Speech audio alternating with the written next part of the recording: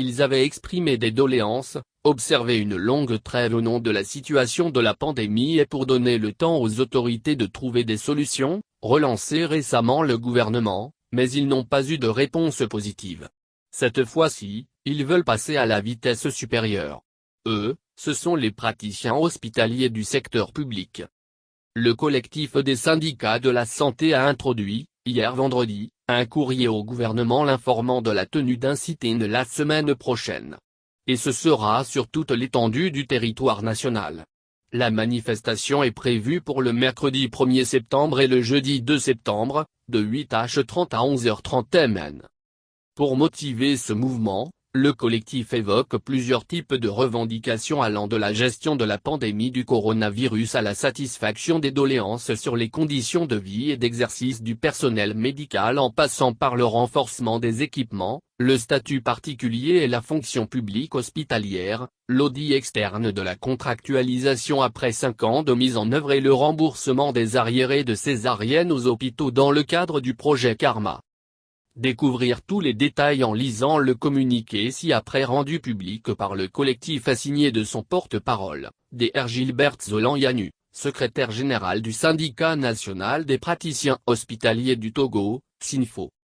Le collectif des syndicats de la santé, par courrier en date du 27 août 2021, informe le ministre de la Santé que les agents de la santé du secteur public du Togo vont observer le mercredi 1er et jeudi 2 septembre 2021 un sit-in de 8h30 à 11h30, sur toute l'étendue du territoire. Compte tenu du contexte actuel de la pandémie et de l'état dans lequel se trouvent nos structures sanitaires, nous estimons qu'il est urgent de donner une suite plus conséquente au point suivant. Augmenter la capacité d'accueil en réanimation du CHRLC, les équipements étant disponibles et les travaux d'extension étant faits, il faut juste recruter du personnel soignant, d'où la nécessité de proclamer les résultats du concours de recrutement organisé depuis décembre 2020. Créer d'autres centres de prise en charge ou des unités de réanimation Covid dans des CHU et les centres de prise en charge Covid-19 dans les régions, pour éviter les décès dus à la saturation du CHRLC.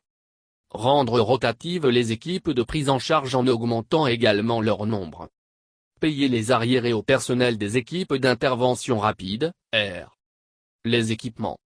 La dotation des 3 CHU du Togo et du CHR Lomé commune en scanner. La dotation du CHU Kara et du CHU Campus en appareil d'hémodialyse. La mise aux normes des 6 centres hospitaliers régionaux, CHR. Le personnel de santé. La proclamation du dernier concours et l'organisation, comme promis par le gouvernement, d'un nouveau concours avec absorption de tous les autres contractuels restants.